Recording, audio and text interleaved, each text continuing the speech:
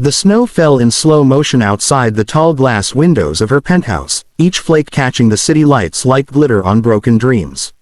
Amelia Hart, one of the most powerful CEOs in New York, sat alone beside a table set for two, champagne chilled, candles flickering, and untouched food slowly going cold. Everyone said she had everything: beauty, power, success, the kind of life people envied on magazine covers. But if you looked closely, you'd see what she didn't have: someone who stayed. And that Christmas night, as she whispered to no one, "Can you stay for just one night?" fate decided to answer her in the most unexpected way. The city beneath her glowed in gold and silver, the streets alive with laughter, couples walking hand in hand, children pulling sleds, carolers singing in the distance. It was Christmas Eve, a night of warmth, of belonging, of love. For everyone except Amelia Hart. She took another sip of wine, the glass trembling slightly between her manicured fingers. Her assistant had begged her to attend the company's annual gala, but she'd declined as always. Amelia hated pretending. She could command a room full of investors, close million-dollar deals without blinking, but she couldn't fake happiness. Not anymore. She stared at the untouched food on the table, the roasted duck, the steamed vegetables, the chocolate mousse she'd ordered from her favorite restaurant. It was all perfect, beautifully arranged, and completely meaningless. The silence of the penthouse pressed against her. Only the faint hum of the city below reminded her she wasn't the last person on Earth.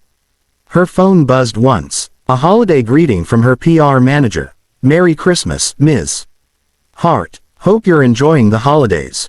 She didn't reply. She never did. She leaned back in her chair, her mind drifting.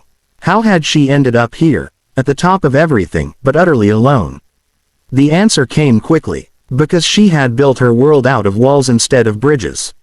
Years ago, she'd been different, full of laughter, full of hope. But the world hadn't been kind. Her parents died when she was 21, leaving her and her younger brother with nothing but debts and dreams. She worked 3 jobs to put herself through college, then clawed her way into the tech world. The hunger to succeed consumed her. Every late night, every sacrifice, every missed birthday, it was all worth it when she became the youngest female CEO in the country. But success came with a price.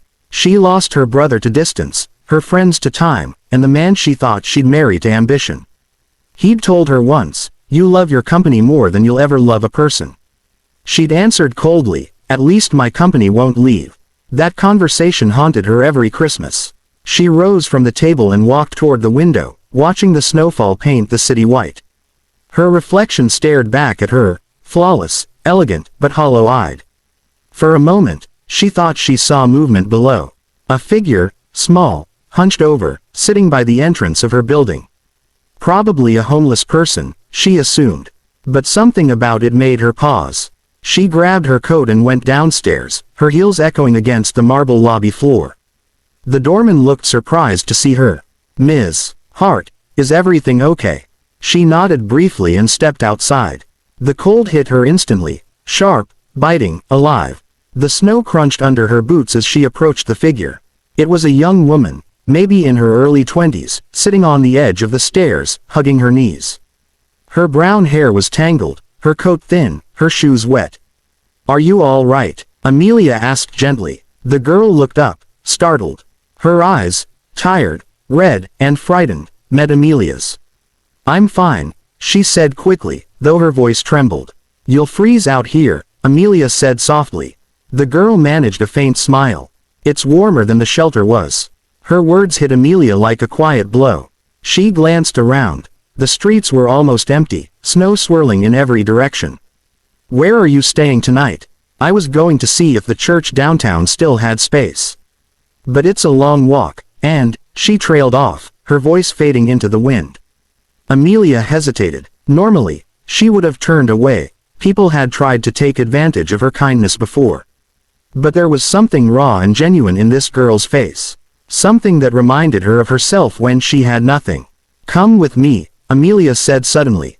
The girl blinked. "What?" "Upstairs. It's warm, and I have food. Just for tonight." The girl looked suspicious, then uncertain. "Why would you do that?" Amelia thought for a moment. "Because it's Christmas. And because no one should be alone tonight." The girl's lips parted slightly, disbelief and gratitude mixing in her expression. "Okay," she whispered. Inside the elevator, the silence was heavy but not uncomfortable. Amelia caught a glimpse of the girl's reflection in the mirrored walls, young, thin, wearing exhaustion like a second skin. When they entered the penthouse, the girl gasped softly. The marble floors, the grand piano, the towering Christmas tree with its golden ornaments, it was a world she'd only seen in movies. Amelia hung her coat and gestured toward the dining table. "You're just in time. I made enough for two." The girl shook her head. "I can't. This is too much." "It's nothing," Amelia said, walking to the kitchen. "Sit, eat, please." Reluctantly, the girl sat down. Amelia joined her, serving food onto 2 plates. For a long time, they ate in silence. The clinking of silverware was the only sound. Finally, Amelia spoke. "What's your name?" "Clara." "Nice to meet you, Clara." I know who you are," the girl interrupted softly. Everyone knows Amelia Hart. Amelia froze slightly, unsure if that was a good or bad thing. "Then you probably also know people call me the Ice Queen." Clara gave a small laugh. "You don't seem like one." Amelia smiled faintly. "That's because you haven't seen me in a board meeting."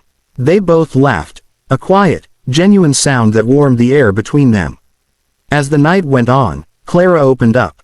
She'd been working at a diner until it shut down right before Christmas. Her mom had passed away the year before, and she'd been trying to make ends meet ever since. Every word she spoke carried a fragile strength that tugged at Amelia's heart. When the clock struck midnight, Clara looked toward the city skyline and whispered, "I used to think Christmas was magical. But lately, it just feels like any other cold night." Amelia followed her gaze, her voice soft. "Maybe magic doesn't disappear. Maybe we just stop believing in it." Clara turned to her, eyes shimmering. "Do you still believe?" Amelia hesitated. "I don't know. But tonight, I think I want to." For a long moment, they sat quietly, watching the snow drift past the glass. Outside, the world celebrated, laughter echoing through the city, lights glowing everywhere. Inside, 2 strangers shared warmth neither had expected to find. When Clara finally spoke again, her voice was barely above a whisper. "Thank you for letting me stay." Amelia looked at her, really looked at her, and saw something she hadn't seen in a long time, kindness without motive. "You're saving me, too," Amelia said quietly. Clara blinked, confused. "Saving you?" Amelia smiled, eyes glistening. From another Christmas alone. Outside, the city kept celebrating, unaware that in one quiet penthouse, high above the streets, 2 hearts, one broken by loneliness, the other by hardship, had just found something close to peace. And for the first time in years, Amelia Hart didn't feel like the Ice Queen anymore. She felt human. Somewhere deep inside, a fragile hope began to whisper, maybe this Christmas wouldn't end the way all the others had. Maybe, just maybe, someone would stay. Morning sunlight spilled across the room like melted gold, chasing away the last traces of night. The snow outside had stopped, leaving the city coated in soft white silence. For once, the hum of New York felt distant, almost gentle. Amelia Hart woke to a sound she hadn't heard in years, someone humming. A soft, tuneless melody that drifted through the air like a memory. She blinked, disoriented for a moment, then realized the smell, butter, sugar, something warm, was coming from her kitchen. For a woman who usually woke to email alerts and calendar reminders, this felt like another world. She slipped out of bed and padded down the hallway. The sight that greeted her made her stop. Clara stood barefoot in the kitchen, her hair loosely tied, wearing one of Amelia's oversized sweaters that nearly swallowed her. She was flipping pancakes, or trying to, because one had just landed awkwardly on the counter. She laughed at herself, a sound so light and pure it made Amelia's heart twist. Clara turned, startled, when she saw her. "Oh, good morning. I borrowed your kitchen. I wanted to make breakfast. I hope that's okay." Amelia leaned against the doorframe, smiling softly. "I haven't seen anyone cook here in years. I didn't even know those pans still existed." Clara blushed. "They're perfectly fine, just a little dusty." Amelia chuckled and sat at the counter, watching her. "You didn't have to do this." Clara shrugged. "You didn't have to invite me in last night. Guess we're even." There it was again. That humility, that quiet strength that Amelia couldn't help but admire. She'd spent years surrounded by people who smiled because they wanted something. But Clara's smile was real, fragile, honest, human. When they sat down to eat, the pancakes were slightly burnt at the edges, but Amelia couldn't remember a meal that had tasted better. They talked again, this time with the easy rhythm of two people who no longer felt like strangers. Clara told her about the small diner she'd worked in, how she loved serving coffee to regulars who shared their life stories between sips. Amelia found herself telling Clara about her company, her routines, even her failures, things she never admitted to anyone. At one point, Clara looked at her curiously. You built an empire, Amelia. But, do you ever feel like it cost you too much? Amelia hesitated, her fork still. Every day, she said quietly. I used to think success would fill the emptiness. But it didn't. It just made the walls higher. Clara nodded, as if she understood more than words could explain. Maybe you just need someone to sit on the other side of those walls. Her voice was soft, but it landed like truth. After breakfast, Clara began gathering her few belongings, her small duffel bag, the worn gloves, the frayed scarf. Amelia frowned. What are you doing? I should go, Clara said gently. You've already done more for me than anyone else has. I don't want to overstay my welcome. The words hit harder than they should have. Amelia's chest tightened. Where will you go? Clara hesitated. Maybe back to the shelter. Or the church. I'll figure something out. Amelia stood up slowly. Stay. Clara looked startled. What? Stay? Amelia repeated, her voice trembling slightly. Just for one more night. Why? Clara whispered. Amelia searched for words, her heart racing. Because this place feels alive when you're here. Because for the first time in years, I don't feel like I'm disappearing. Clara's eyes softened, a mix of surprise and empathy flickering within them. You don't owe me anything, Amelia. I know, Amelia said. But maybe I owe myself the chance to feel something again. Clara didn't respond right away. But then she smiled faintly, a small, hopeful curve of her lips, and nodded. Okay, one more night. That night turned into two. Two became a week, and slowly, Amelia's penthouse changed. It wasn't just the new Christmas decorations Clara helped her hang. Garlands draped over the banister, fairy lights across the windows, a slightly crooked star on the tree. It was the laughter echoing in rooms that had forgotten how to carry sound. It was the smell of cinnamon, the sound of music instead of silence. Clara brought warmth where there had only been perfection. Amelia found herself canceling a few meetings, rescheduling a flight, ignoring a dozen calls. Her assistant nearly fainted when she said, I'll work from home this week. They spent afternoons baking cookies that never turned out quite right, and evenings watching old holiday movies while wrapped in blankets. Clara would tease her whenever Amelia tried to quote dialogue from memory, and Amelia would pretend to be offended, but she secretly loved it. One evening, as the snow fell again outside, Clara found a framed photo on the bookshelf. It was Amelia, younger, smiling, with a man beside her. He had his arm around her shoulders, both of them glowing with the kind of joy that doesn't need explanation. Is this him? Clara asked gently. Amelia's expression shifted. Soft, but distant. Yes. His name was Daniel. We were engaged. He wanted me to leave the company for a year to travel with him. I said no. Clara waited. He said I'd never learn to love anything that couldn't be bought, Amelia continued quietly. I told him love wasn't something I could afford to lose time over. Clara's voice was tender. Did he leave? Amelia nodded. He did, and maybe he was right about some things. But he was wrong about others. I did love, just not the way he wanted me to. Clara sat beside her on the couch. Maybe it's not about how much you love, but how much you allow yourself to be loved. For a moment, neither spoke. The crackling of the fireplace filled the silence. Amelia's eyes glistened. You're very wise for someone your age. Clara smiled sadly. You learn a lot when you lose everything. Later that night, they sat by the window again, wrapped in blankets, mugs of cocoa in their hands.